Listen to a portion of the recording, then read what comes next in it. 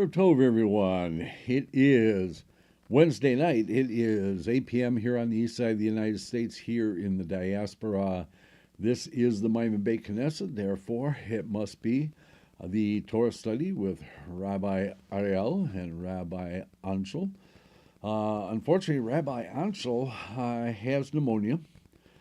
He was not feeling very well this evening, so he said he would try to join us, but probably not. So let's see who we have.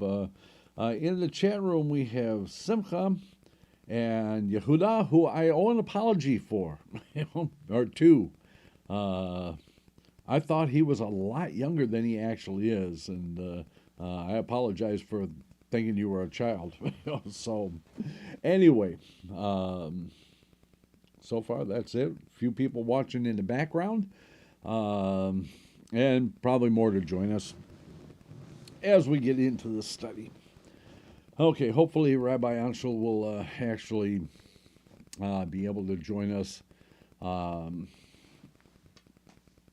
again, he was not feeling well, and better that he should rest. So anyway, we are going to do our study tonight on Parshah Vayeshev. Marshall has joined us, and Mendel, and Regina. So let me put up the little window here so you can read along with me, and we'll begin. Baruch atah Adonai Elohim ha'olam asher kiddusham b'mitzvotav v'tzivav l'sok b'divrei Torah. And we are off. We are on we are in the Sefer Bereshit, Genesis chapter 37, verse 1. And Yaakov dwelt in the land of his father's sojournings, in the land of Canaan. And these are the generations of Yaakov. Yosef, being 17 years old, was feeding the flock with his brethren, being still a lad, even with the sons of Bilam, and with the sons of Zilpah, his father's wives. And Yosef brought evil report of them unto their father. Tattletale, huh? Now, Israel loved Yosef more than all his children, because he was the son of his old age, and he made him a coat of many colors. And when his brethren saw that their father loved him more than all his brethren, they hated him, and could not speak peaceably to him. And Yosef dreamed a dream, and he told it of his brethren, and they hated him even more. And he said unto them, Hear, I pray you, this dream which I dreamed. For behold, we were binding sheaves in the field, and lo, my sheaf arose and also stood upright. And behold, your sheaves came around about and bowed down to my sheep. And his brethren said to him, Shalt thou indeed reign over us, or shalt thou indeed have dominion over us? And they hated him yet the more for his dreams and for his words. And he dreamed yet another dream, and told his brethren, and said, Behold, I have dreamed yet a dream, and behold, the sun and the moon and the 11 stars bowed to me. And he told it to his father and to his brethren, and his father rebuked him, and said to him, What is this dream that thou hast dreamed? Shall I and thy mother... Remember, his mother has passed away at this point. Shall I and thy mother and thy brethren indeed come and bow down to thee, to the earth? And again, his mother had passed away, so basically Yaakov is saying to Joseph that in the hearing of all his brothers is that this is a foolish dream. It can't possibly come true because your mother has passed away, so therefore, she won't be bowing to you, so obviously, the sun and the moon aren't going to be bowing to you. And his brethren envied him, but his father kept the saying in mind. And his brethren went to feed their father's flock in Shechem. And Israel said unto Joseph, do not thy brethren feed the flock in Shechem? Come, and I will send thee unto them. And he said to him, Here am I. And he said to him, Go now, see whether it is well with thy brethren, and well with the flock, and bring me back word. So he sent to him out to the vale of Hebron, and he came to Shechem. And a certain man we don't know, just happened to be there wandering about. And and a certain man found him, and behold, he was wandering in the field. And the man asked him, saying, What seekest thou? And he said, I seek my brethren. Tell me, I pray thee, where are they feeding the flock? And the man said, They are departed hence, for I heard them say, Let us go to Dothan. And Joseph went after his brethren and found them in Dothan. Now again, let's go back to this man who has been there long enough to have heard this conversation among his brothers. And the brothers had gone and had completely disappeared from sight. And this man is just still hanging around there. And Joseph just happens to stumble upon him. Anyway, and they saw him afar off. And before he came near to them, they conspired against him to slay him. And they said to one another, Behold, this dreamer cometh. Come now, therefore, and let us slay him, and cast him into one of the pits. And we will say, An evil beast hath devoured him, and we shall see what will become of his dreams. And Reuben heard it, and delivered him out of their hand, and said, Let us not take his life. And Reuben said unto them, Shed no blood, cast him into this pit that is in the wilderness, but lay no hand upon him, that he might deliver him out of their hand, to restore him to their father. And it came to pass, when Joseph was come to his brethren, that they stripped Joseph of his coat, the coat of many colors, which was on him. And they took him and cast him into a pit. And the pit was empty. There was no water in it. And they said, actually, we'll probably hear this in the little midrash say that the pit was full of vipers. Anyway, and they sat down to eat bread, and they lifted up their eyes and looked, and behold, a caravan of Ishmaelites came from Gilead, whatever, with their camels bearing spicery and balm and laudanum, going to carry it down to Mitzrayim. And Joseph said, and Yehudah said to his brethren, What profit is it if we slay our brother and conceal his blood? Come, let us sell him to the Ishmaelites, and let not our hand be upon him, for he is our brother, our flesh. And his brethren hearkened unto him. And there passed by Midianites, merchantmen, and they drew and lifted up Joseph out of the pit, and sold Joseph to the Ishmaelites for 20 shekels of silver, and they brought Joseph to Mitzrayim. And actually, if we go back here, this what the Ishmaelites were carrying, that God had actually sent this to carry Joseph into Mitzrayim, so that there wouldn't. Usually, these caravans carried foul-smelling things, and this one was carrying spices and balm and other things that smelled good. So Hashem had sent that so that he wouldn't be have to deal with the foul odors all the way to Mitzrayim.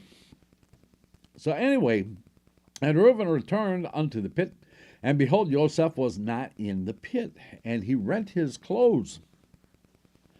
And he returned unto his brethren and said, The child is not, and as for me, whither shall I go? Because he was the one that was supposed to be watching things. And they took Joseph's coat and killed a he-goat and dipped the coat in the blood. And they sent the coat of many colors, and they brought it to their father and said, This have we found. Know now whether it is thy son's coat or not. And he knew it, and said, It's my son's coat. An evil beast hath devoured him. Joseph is without doubt torn in pieces. And Yaakov rent his garments and put sackcloth upon his loins, and mourned for his son many days. And all his sons and all his daughters rose up to comfort him. But he refused to be comforted, and he said, Nay, but I will go down to the grave to my son mourning. And his father wept for him. The Midianites sold him into Mitzrayim to wait a minute, I thought it was the Ishmaelites. Yeah, so he was changed hands a couple of times before. Actually, I think it was actually 3 times, if I remember correctly, before he actually came to Mitzrayim. So we know right now that the Ishmaelites had bought him first, and that from the Ishmaelites, the Midianites bought him, and then from the Midianites, they came to Mitzrayim and sold him to Potiphar. The Midianites sold him into Mitzrayim unto Potiphar, an officer of Paro, the captain of the guard. Chapter 38. And it came to pass at that time that Yehudah went down from his brethren and turned to a certain Adulamite, whose name was Hira. And Yehudah saw there a daughter of a certain Canaanite, whose name was Shua, and he took her and went in unto her. And she conceived and bore a son, and she called his name Er. And she conceived again, and bore a son, and she called his name Onan. And she yet again bore a son, and called his name Shelah. And he was at Hezib, where she bore him. And Yehudah took a wife for Er, his firstborn, and her name was Tamar. And Er, Yehudah's firstborn, was wicked in the sight of the Lord, and the Lord slew him. We're not quite sure exactly why. Maybe the Midrash will actually tell us why. And Yehudah said unto Onan, Go in unto thy brother's wife, and perform the duty of a husband's brother unto her, the Levirate marriage, and raise up seed to thy brother.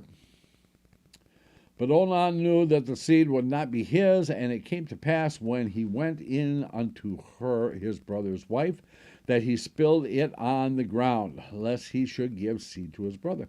And there was the rabbis also tell us that there was another woman that tell us that Tamar was extremely beautiful, and that Onan was actually afraid of spoiling her beauty if she became pregnant. So he didn't want that to happen. And the thing which he did was evil in the sight of the Lord, and he slew him also. Then said Yehudah to Tamar, his daughter-in-law, Remain a widow in thy father's house, till Selah my son be grown up. For he said, Lest he also die like his brethren. And Tamar went and dwelled in her father's house. And in the process of time, Shua's daughter, the wife of Yehudah, died, and Yehudah was comforted, and went up unto his sheep shearers at Timnah, he and his friend Hira the Adulamite. And it was told Tamar, saying, Behold, thy father-in-law goeth up to Timnah to shear his sheep. And she put off from her the garments of her widowhood, and covered herself with her veil, and wrapped herself, and sat at the entrance of Enim. Thank you, Marshall. Mendel. Mendel just put in the chat room that Tamar means palm tree. So anyway, she sat at the entrance of Enim, which is by the way to Timnah, for she saw that Selah was grown up, and she was not given unto him to wife. When Yehudah saw her, he thought her to be a harlot, for she had covered her face. And he turned unto her by the way, and said, Come, I pray thee, let me come in unto thee. For he knew that not that she was his daughter-in-law. And she said, What wilt thou give me, that thou mayest come in unto me? And he said, I will send thee a kid of the goats from the flock. And she said, Wilt thou give me a pledge till thou send it? And he said, What pledge shall I give thee? And she said, Thy signet, and thy cord, and thy staff that is in thy hand.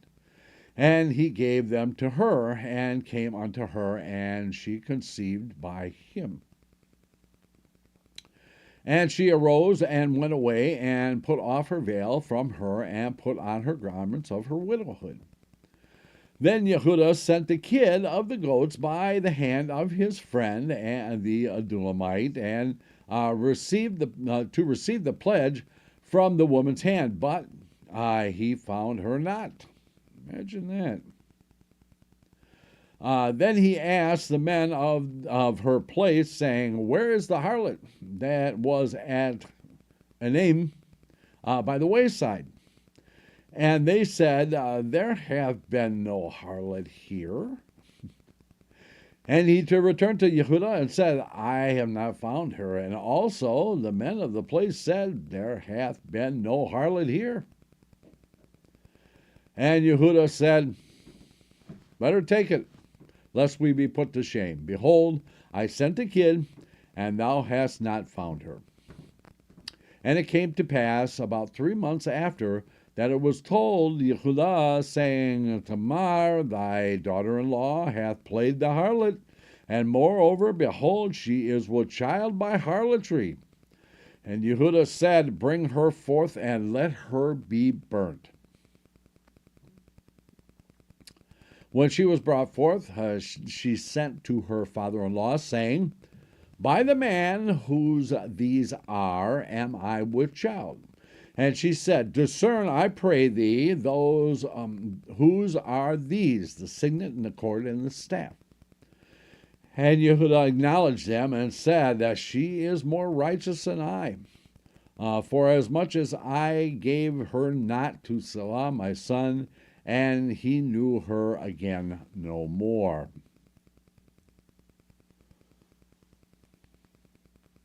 Regina says she has a friend, Tamar. Okay. And it came to pass in the time of her travail that, behold, twins, imagine that, another set of twins. Twins were in her womb. Man, I tell you what, those Israelite men, fertile. Man, twins. Okay, anyway. And it came to pass when she travailed that one put out a hand, and the midwife took and bound upon his hand a scarlet thread, saying, This came out first. Therefore, that would be the elder. That would be the one who would receive twice. And it came to pass that he drew back his hand, that, behold, his brother came out. And she said, Wherefore hast thou made a breach for thyself? Therefore his name was called Perez. And afterward came out his brother that had the scarlet thread upon his hand, and his name was called Zerah. Chapter 39. And Yosef was brought down to Mitzrayim, and Potiphar, an officer of Paro, the captain of the guard, a Mitzrayim, bought him of the hand of the Ishmaelites. Again, okay, so he goes from the Ishmaelites to the Midianites to the Ishmaelites and then to the Egyptians. Okay, so Joseph is being passed around quite a bit. Okay, and that brought him down hither. And the Lord was with Joseph, and he was a prosperous man, and he was in the house of his master, the Mitzrayim. And his master saw that the Lord was with him, and that the Lord made all that he did prosper in his hand. Now remember, we've talked about this many times before. When the righteous man comes into the land, blessing comes into the land with him. When the righteous man leaves, the blessing goes with him. So Yosef, being a righteous man, has come into the land, hence everything that he puts his hand to prospers. And everybody around him who's connected to him prospers. Okay, and his master saw that the Lord was with him, and that the Lord made all that he did to prosper in his hand. And Joseph found favor in his sight, and he ministered unto him. And he appointed him overseer over his house, and all that he had he put into his hand. Mendel says, Perez means break through. Okay.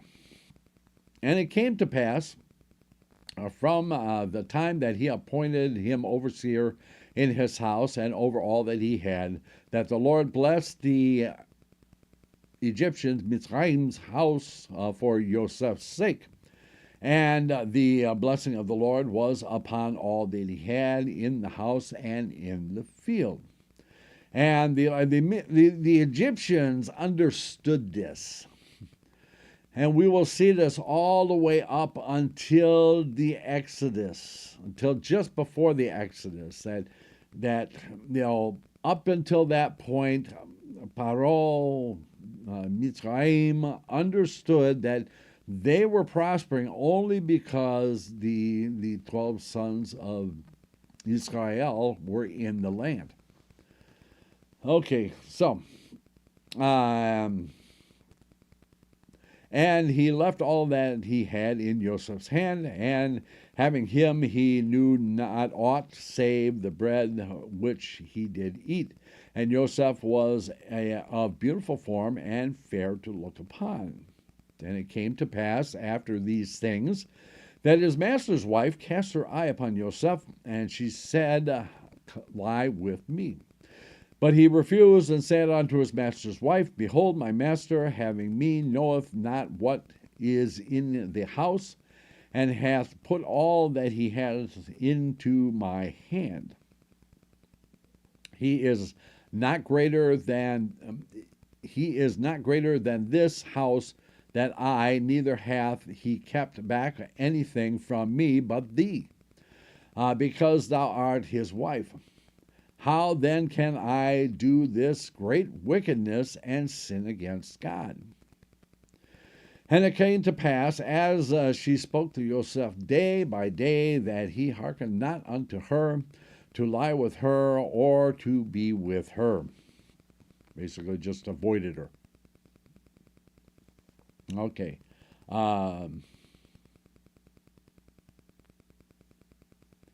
Okay, and it came to pass on a certain day, when he went into the house to do his work, that there was none of the men of the house there within.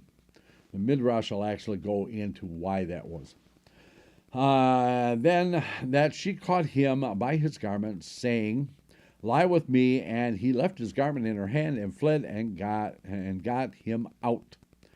And it came to pass that she saw that he left his garment in her hand, and was fled forth, that she called unto the men of her house, and spoke unto them, saying, See, he hath brought in a Hebrew unto us to mock us. He came unto me to lie with me, and I cried with a loud voice.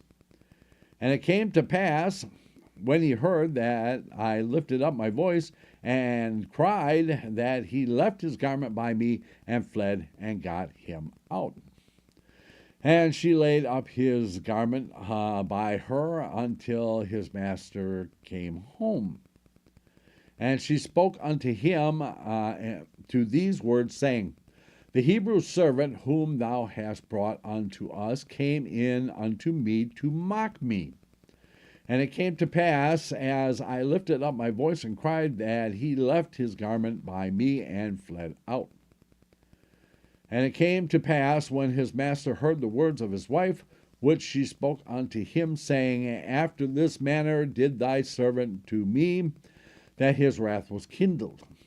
And Joseph's master took him and put him into the prison, the place where the king's prisoners are bound, and he was there in the prison. So Potiphar, being one of the chiefs, chief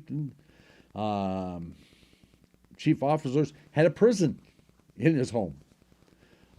Because, far be it from Pharaoh to have prisoners, in his palace or anything like that. So anyway, and Joseph's master took him and put him in the prison, the place where the king's prisoners are bound, and he was there in the prison. But the Lord was with Joseph, and showed kindness unto him, and gave him favor in the sight of the keepers of the prison. And the keeper of the prison committed to Joseph's hand all the prisoners that were in the prison, and whatsoever they did there, he was of the doer of it. Okay, that's a long way to say whatever there was, he did. Okay, so long way around the bush, but we got there.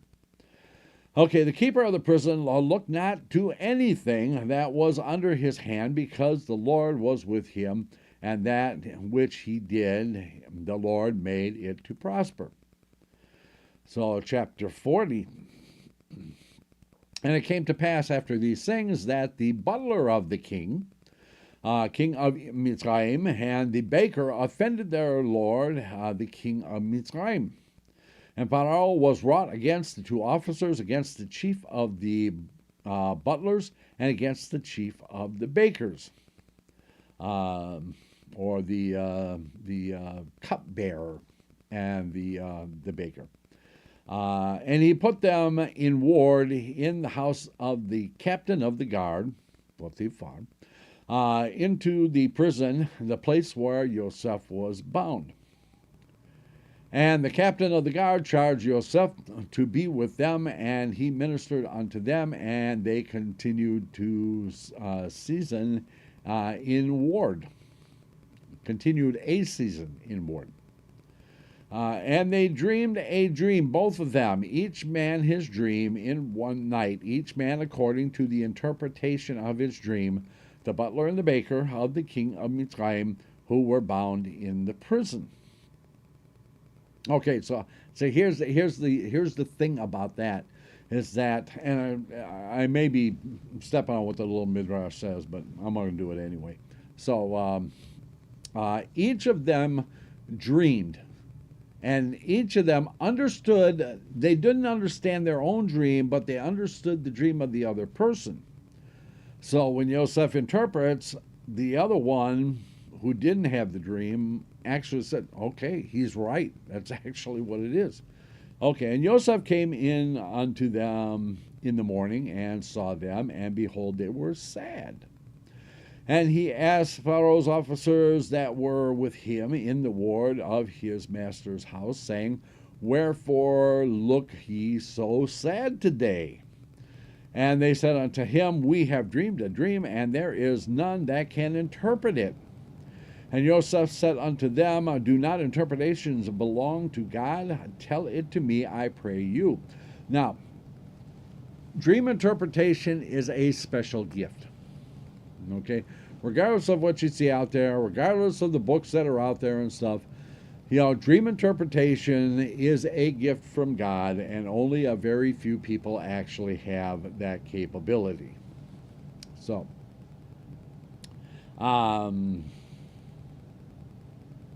okay. And the chief butler told his dream to Yosef and said to him, in my dream, behold, a vine was before me, and in the vine there were 3 branches, and as it was budding, its blossoms shot forth, and a cluster therefore brought forth ripe grapes.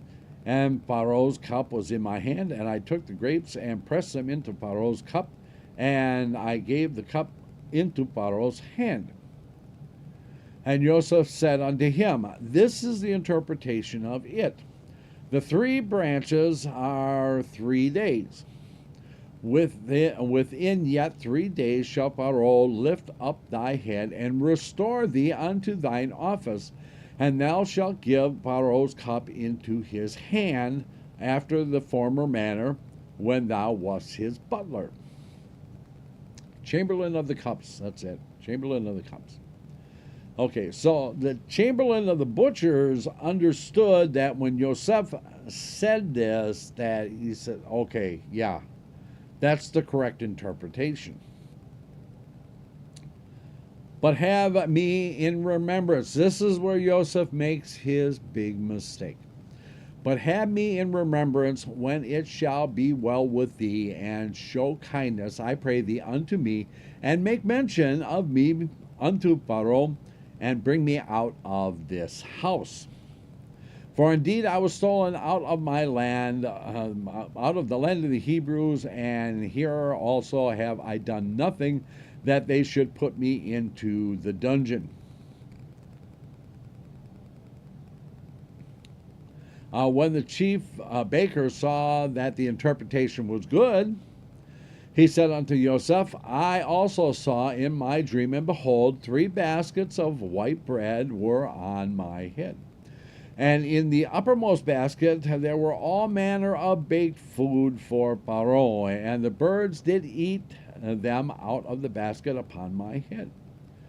And Yosef answered and said, this is the interpretation thereof. The 3 baskets are 3 days.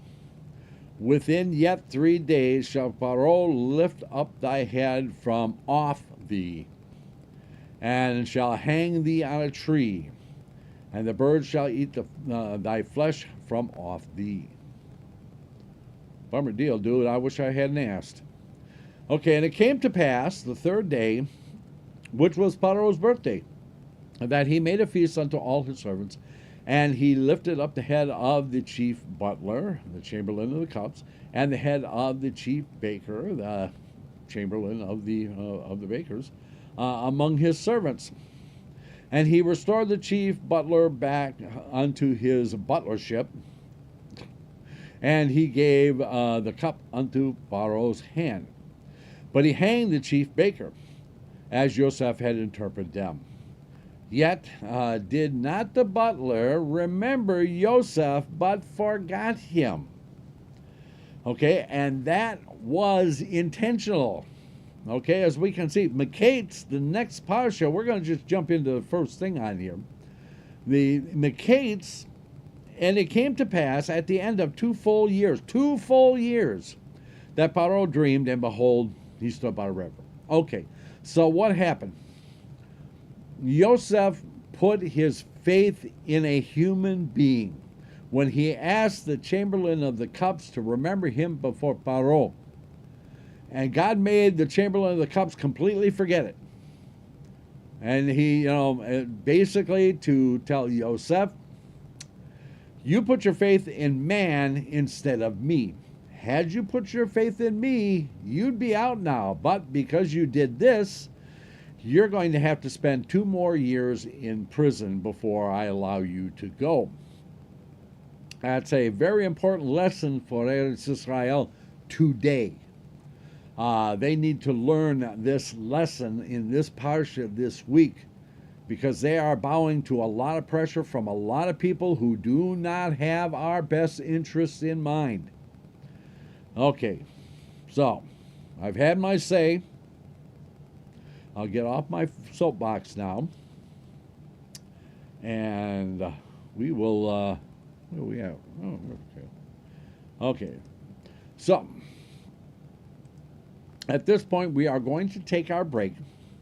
And when we come back, then we will go into, as we usually do, we will go into what the little Midrash has to say about Parshah Vayeshev.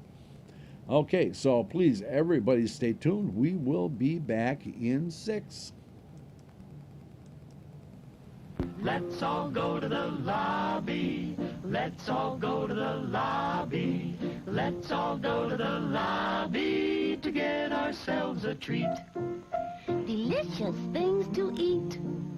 The popcorn can't be beat. The sparkling drinks are just dandy. The chocolate bars and the candy. So let's all go to the lobby to get ourselves a treat. Let's all go to the lobby to get ourselves a treat.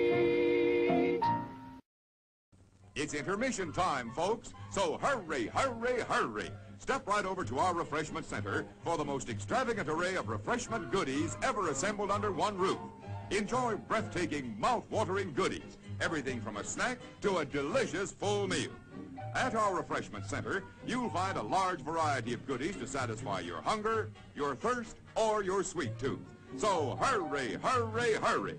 Visit our refreshment center now. The show starts in 5 minutes.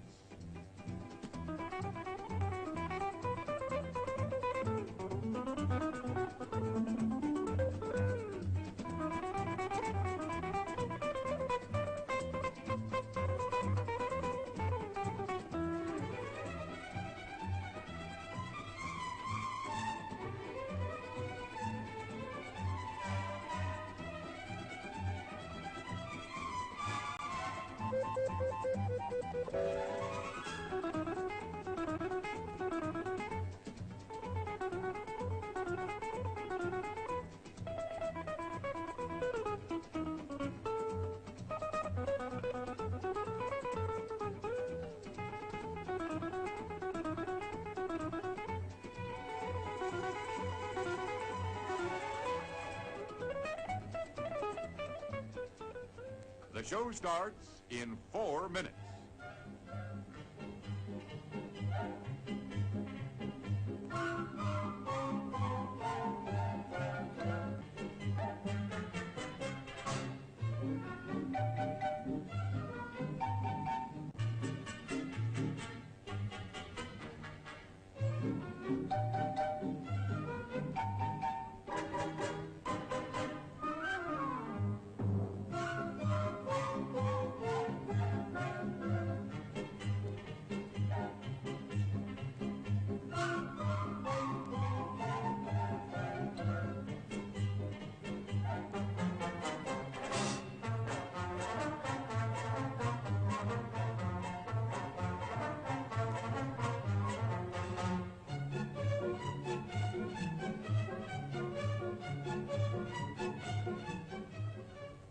The show starts in 3 minutes.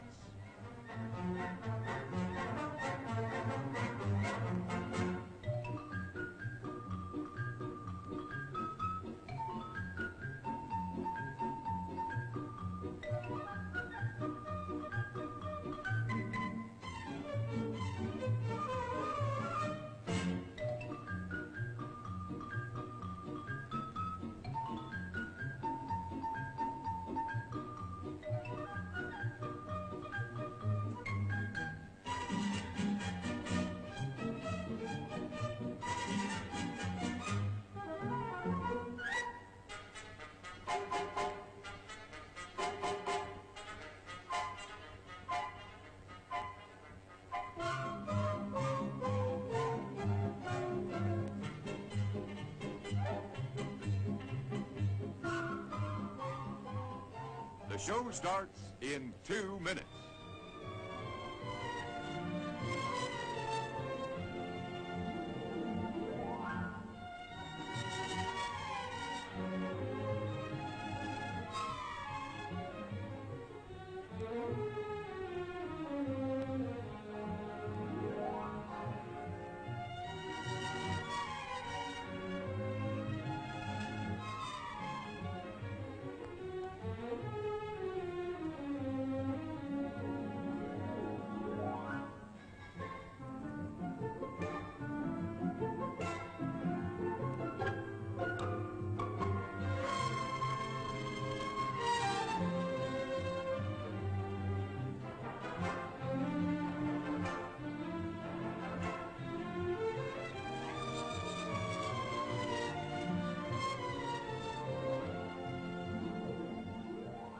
show starts in 1 minute.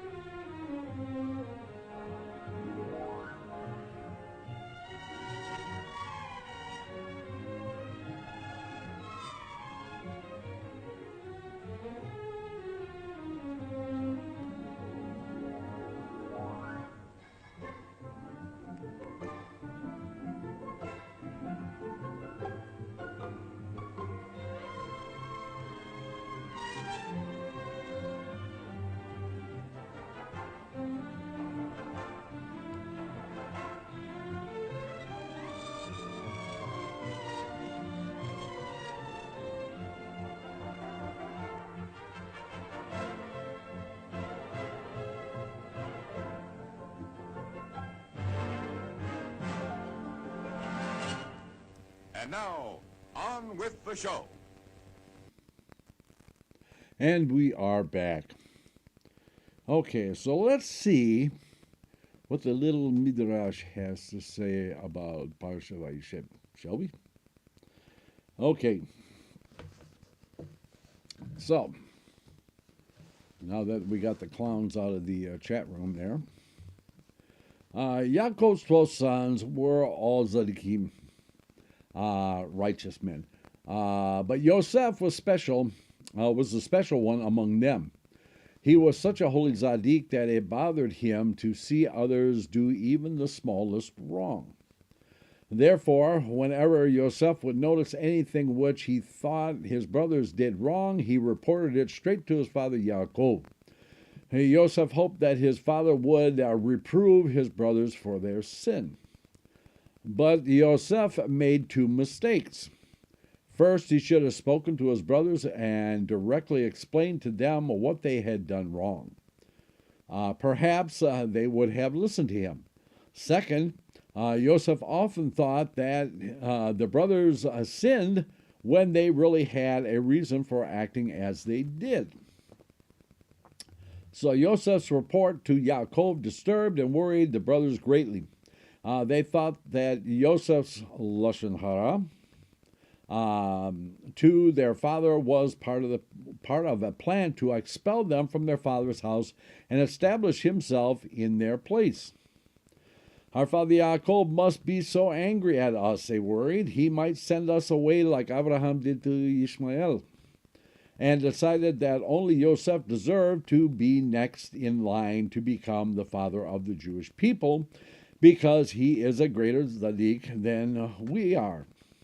The brothers could see that Yosef was Yaakov's favorite. They thought that their father loved him because he believed the lashon hara which Yosef spoke about them. In reality, Yaakov had other reasons for this special love to Yosef.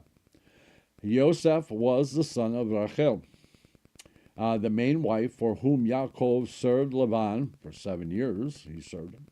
Also, Yaakov saw that Yosef, despite his young age, was an outstanding Torah student. He never left Yaakov's side, so eager was he to learn Torah from his father. Yaakov decided to honor Yosef by making it plain for all to see that he was a special son. He brought fine woolen material from a merchant. From this material, he had a beautiful garment sewn for Yosef. Now the brothers became even more jealous because their fathers treated Yosef differently from them. So we have a story. What jealousy can cause. What terrible things jealousy can lead to may be seen from the story of King Saul. Saul was the very first Jewish king. He was when the prophet of Hashem wanted to crown him as king. Saul was so shy and modest that he hid, because he thought he did not deserve to rule over the Jewish people. After he was king for a while, however, he began to enjoy his high position, and he became haughty. King Saul was a great tzaddik. And even a great tzaddik can fall from his level. And a Talmid Chacham. And Hashem expected from him perfect obedience. This is why when Saul did not fulfill a mitzvah of Hashem at a later point in his rule, the prophet of Hashem announced to him a strict punishment. Hashem has decided to take away your crown. He will make another man king instead of you. Who was the other man whom would become king? King Saul feared that would be the young shepherd called David. The young David always seemed to be successful in all his undertakings. He killed a mighty giant, Goliath, and he was leading the Jewish people in many wars and always won. Even though King Saul was a special tzaddik, in his heart he felt a little jealous of David. He thought, David is trying to take away my throne. He began to chase David. Once, King Saul even killed a whole city of Kohanim because they had given David some food. Saul imagined that they were helping David to rebel against him. When a person is jealous, he does not think clearly anymore. He imagines that he is treated unfairly. He may consider the person he envies his enemy.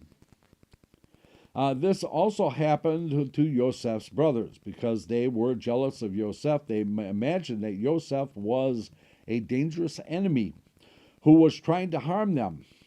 They were convinced that they were right in punishing him.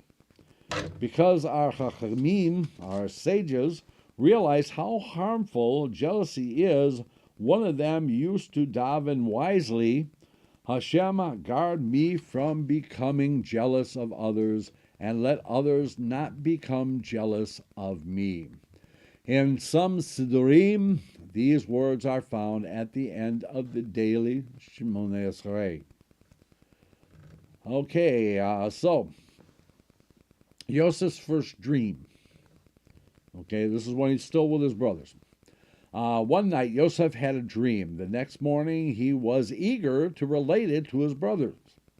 Just listen to this strange dream, he told them. I dreamed that we were all standing together in a field and tying bundles of grain.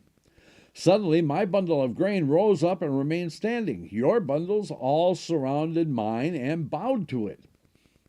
The brothers became very angry when they heard these words. Now we know what you are thinking, they accused Yosef. You believe that because you are special, you are going to rule over us, and we will all bow to you. You must imagine these things by day, or else you wouldn't dream them at night. What was the true meaning of Yosef's dream?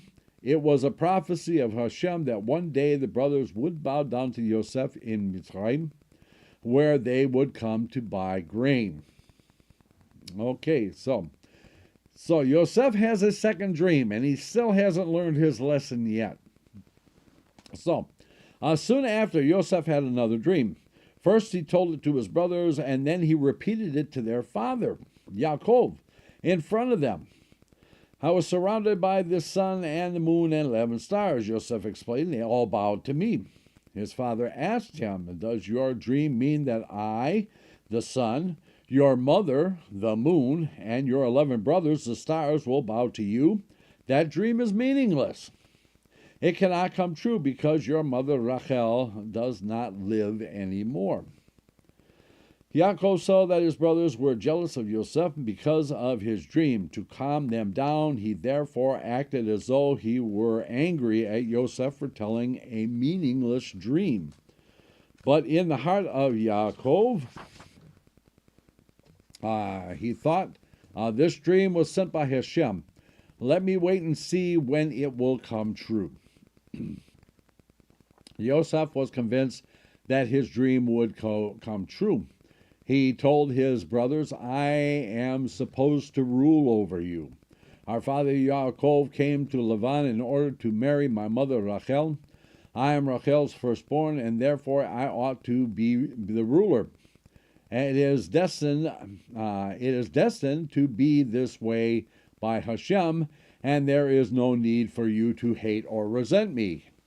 It's a strange way to, smooth things over with his brothers. So, Yaakov sent Yosef to Shechem.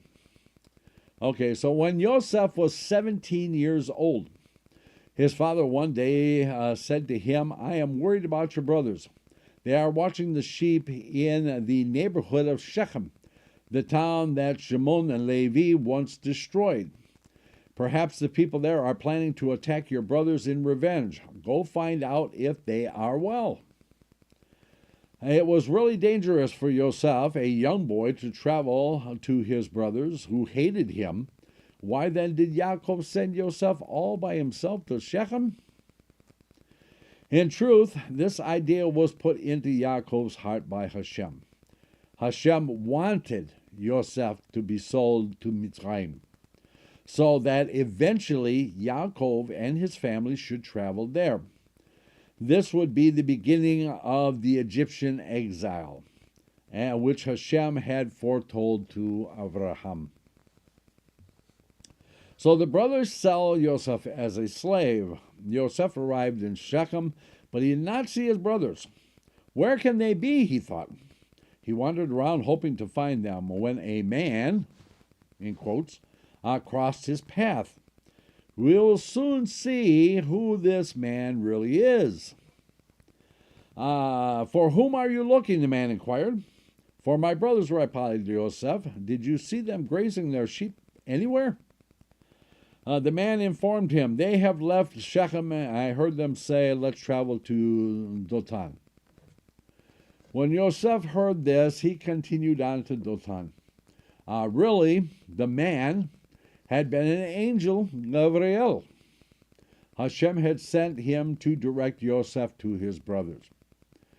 When the brothers saw Yosef coming from afar, they said, now we will punish him. He is a dangerous enemy because of his dreams and bad reports about us. We have to get rid of him before he gets rid of us. The brothers discussed whether they should kill Yosef. The two most excitable among them, Shimon and Levi, imagine that, called out, he deserves death. Let us kill him and tell our father that a wild animal devoured him. Reuben was not so sure that Shimon and Levi were right. Yosef is only a child, he argued. Whatever he did to us was not meant to destroy us. It was only childish. Listen to me. Don't spill blood. Just throw him into one of the pits around here. If he deserves it, Hashem will let him die in the pit. The brothers agreed. To himself, Reuben thought, later I will rescue him from the pit and bring him back to our father. Meanwhile, Yosef had reached his brothers. Now we shall show you how false your dreams are, they shouted. You will be thrown into a pit. And they pulled off the special garment which Yaakov had made for him so that they could later show it to their father. Yosef began to cry, please don't do that to me, he begged them. But the brothers had no mercy. We are all in danger because you are trying to become a ruler over us, they said. With the force of his brother's decision behind him, Shimon threw Yosef into the pit. Then the brothers sat down to eat. Reuben left them because he had to return home. Each one of them, a different day, would return home to serve their father. That was Reuben's day to go serve their father. So while they ate, a group of Arab merchants passed by the brothers. Yehuda suggested, how about selling Yosef to the Arabs?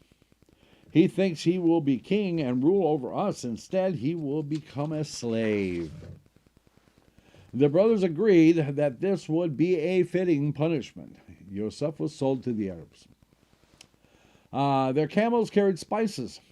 This was unusual, as I had mentioned, because those times Arabs mostly carried petroleum to sell, such as creosote, which, again, galbunum, which has a very, very a bad smell.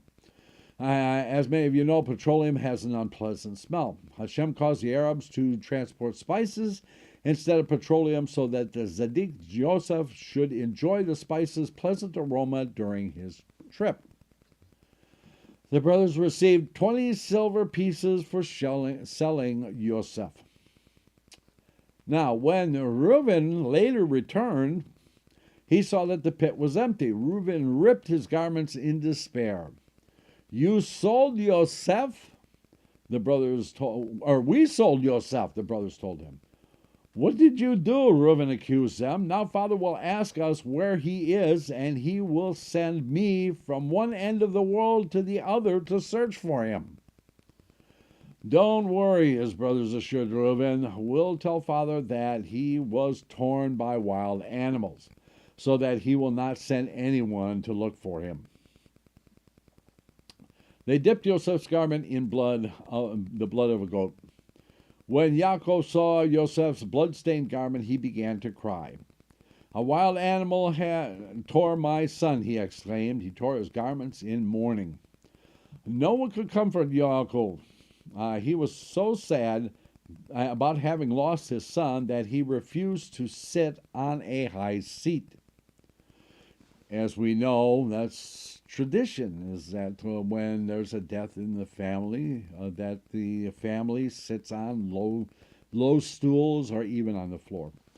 From then on, Yaakov sat only on the ground. Yosef becomes a supervisor in Potiphar's house. So, after a long, tiring, and tear-filled trip, Yosef was brought to Mitzrayim and offered for sale as a slave. The Egyptian king Pharaoh had a minister by the name of Potiphar who needed a slave. He noticed Yosef and bought him. At first, Potiphar assigned to Yosef only lowly jobs, just like his other slaves. But Potiphar soon saw that Yosef was an excellent worker. Whatever Yosef took in his hand was well done. So Potiphar began to give Yosef more responsibility, important tasks. Again, Yosef did so well that Potiphar was amazed. You are becoming my supervisor, Potiphar therefore announced to Yosef. He put Yosef in charge of his household, and he appointed him to take care of his expensive dishes and his gold and silver. And soon as Yosef took over, Potiphar's undertaking succeeded like never before. Potiphar became a rich man because Hashem helped Yosef with whatever he did. Potiphar saw that he could trust Yosef completely. Therefore, he stopped asking him for an account of anything Yosef did. And if you'll pardon me, I'm going to wet my whistle here.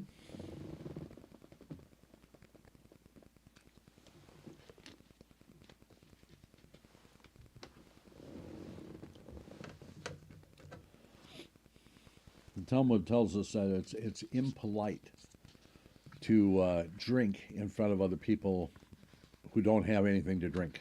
Therefore, that's why I always lean over. So anyway, Yosef was so successful in Potiphar's house that he began to enjoy himself. Hashem said, Yosef, you are having a good time while your father is mourning for you. I will give you a difficult test. You will remain a tzaddik even far from your father's house in Mitzrayim, a country where all the people are immoral.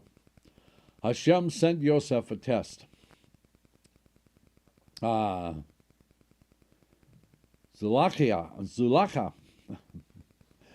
Potiphar's wife, Zulecha,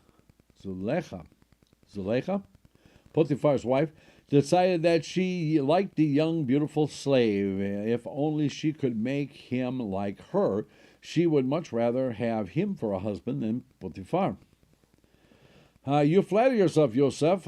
So you are such a good-looking man. I have never seen anyone as handsome as you. She flattered Yosef. Yosef answered, Hashem, who created every person, created me as he wished. Zulacha laughed, and you have an answer for everything, she said. Do you play the harp as well as you talk? Take up the harp and play some music for me. Yosef answered, I use my harp only to play when I sing the praises of Hashem our God. Zulacha tried day after day to win Yosef's attention, but he refused to be drawn by her charm. When at last she used up all her tricks, she switched to mean threats. I will put you in jail, she warned Yosef, but Yosef replied, Hashem can save me from prison. Zulacha could not eat or sleep. All day she thought about the young slave. She became desperately frantic to have him for herself. Soon Zulacha saw her chance. It was on one day of the year when all Mitzrayim celebrated a national holiday in honor of the Nile River. On that day, the Nile River overflowed and watered the dry, thirsty land. All the members of Potiphar's house rushed to join in the songs and the dancing at the river's edge. Zulacha had a plan. Yosef, of course, would not join in the festivities of an Egyptian holiday because the Nile is actually a god. Okay, so he wasn't going to engage in foreign worship.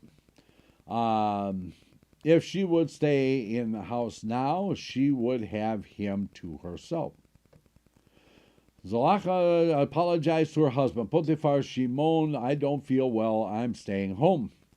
After everyone else had left, Zulacha called Yosef. Yosef was very tired of refusing Zulacha day after day. How many times could he say no? It would be so much easier just to agree to her. Suddenly, Yosef thought of his holy parents, his father Yaakov and his mother Rachel. What would they think of their son if he sinned? And they would never forgive him. No, I will not listen to you, Yosef screamed. He saw that Zulacha was pulling out a sword. She grabbed Yosef's robe, but he quickly slipped out of it. He left it in her hand and ran out of the house. So, the Midrash explains Yosef's reward. Here we refer to Yosef. We call him Yosef HaTzadik. We added the word HaTzadik after his name because Yosef was a proven Zadik. Hashem tested him and he did not sin. As a reward, Hashem later caused Yosef to become ruler over the land of Mitzrayim. Even hundreds of years later, Hashem rewarded the Jews because he refused to sin with Potiphar's wife. This happened as follows. When Moshe Rabbeinu and the Jews stood at the shore of the Yom Suf, the Red Sea, the Sea of Reeds, actually, when Paro's mighty army closed behind, the Jews trembled in fright. Ahead of them raged the powerful sea. Behind them roared the Egyptian army. Which way could they turn? Then a miracle happened. Hashem split the sea, forming a dry path for the Jews to cross. How did the Jews deserve such a fantastic miracle? One answer is found in Hallel.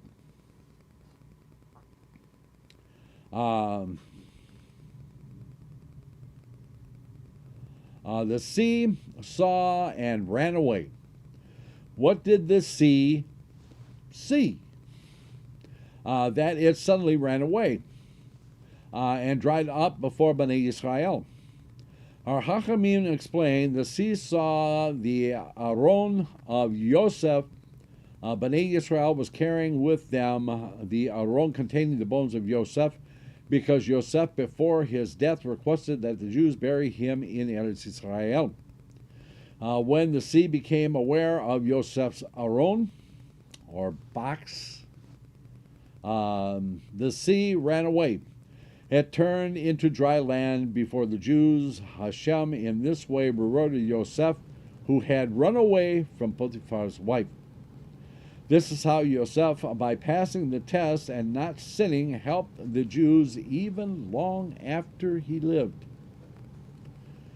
So Yosef was in prison. When Potiphar returned, his wife told him, "You brought a wicked slave. While you're away, he tried to become much too friendly with me." Don't think Potiphar believed his wife. He knew Yosef to be a tzaddik, an exceptionally honest and righteous man. But Zulacha had already told the whole household about the wicked slave. Potiphar couldn't tell everyone that he thought that his wife was lying, and therefore he commanded, "Whip Yosef and put him in prison." So, at this point, Yosef explains the two dreams.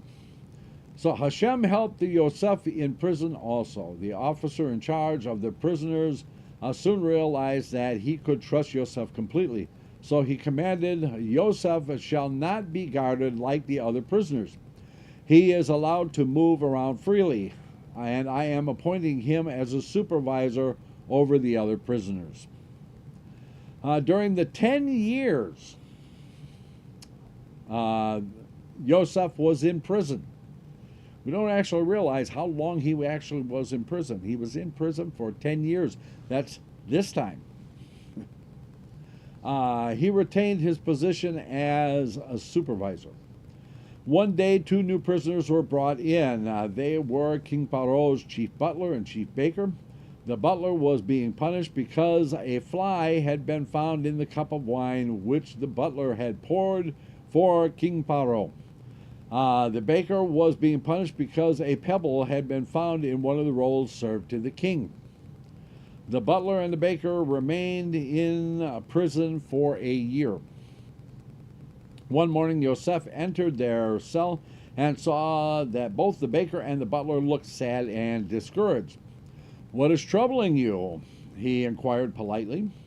"I had a queer dream last night," replied the butler.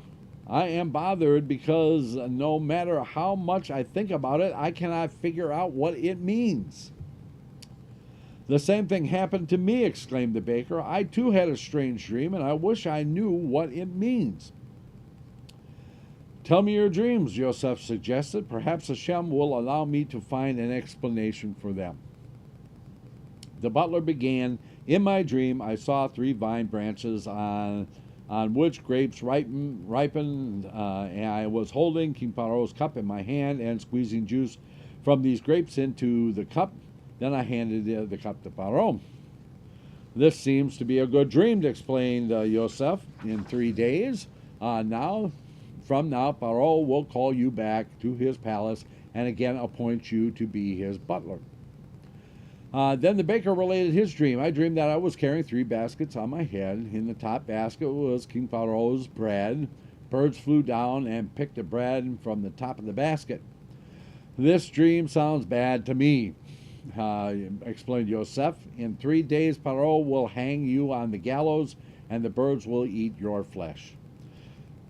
Soon enough, Hashem caused Yosef's explanation to come true. Hashem had caused the butler and the baker to have these dreams for one reason only, to later bring about Yosef's release from prison. 3 days later, Paro celebrated his birthday with a big party. As Yosef predicted, he ordered that the butler be called back to the palace and that the baker be hung. Before the butler left prison, Yosef requested of him, "When you will be back in King Paro's palace, please mention to the king that I am being held prisoner here, even though I am innocent. Ask him to release me." But Yosef did not yet deserve to be freed, and so Hashem caused the butler to forget Yosef for 2 years. Only then did the butler remember him, and we will see in the next Parshah, Parshah Miketz. Okay, so that concludes our Torah study. Again, hopefully, our leaders in Eretz Israel will take the lessons in this Parsha to heart and stop listening to men of the world who think they know what we should do, and they really don't.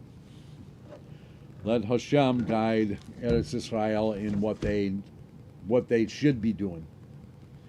Okay, so let me set this off to the side after I bang the microphone one or two more times. Okay, so let's see. Check on the chat room here. Okay, so oh yeah, tomorrow night after sundown starts Hanukkah. And hey, wouldn't this be a great time for another miracle, another Hanukkah miracle in Eretz Israel right now? They sure could use it. I'm davening for it. I'm praying for it every day, and I hope everybody else does too, especially during Hanukkah. Okay, light your Hanukkah after sundown, Friday night, second day of Hanukkah will be at 8 p.m. Eastern is Kabbalat and Ma'ariv Shabbat service, and then Shabbat morning at 10 a.m. Eastern is Shacharit and Musaf. Monday, Zeta Story Corner, and then at 8 o'clock. Everything is at 8 o'clock Eastern except for Shabbat morning, which is 10 a.m. So anyway, Monday is Zeta Story Corner. Tuesday, the rabbis discuss, which we will be bringing everybody up to date with more information on what is going on in Eretz Israel. And then Wednesday, right back here for the Torah study for Parshah Miketz. I hope you all have an exceptionally wonderful Hanukkah. We sure could use it right now. Until the next time, we are simply going to say Hag Sameach Hanukkah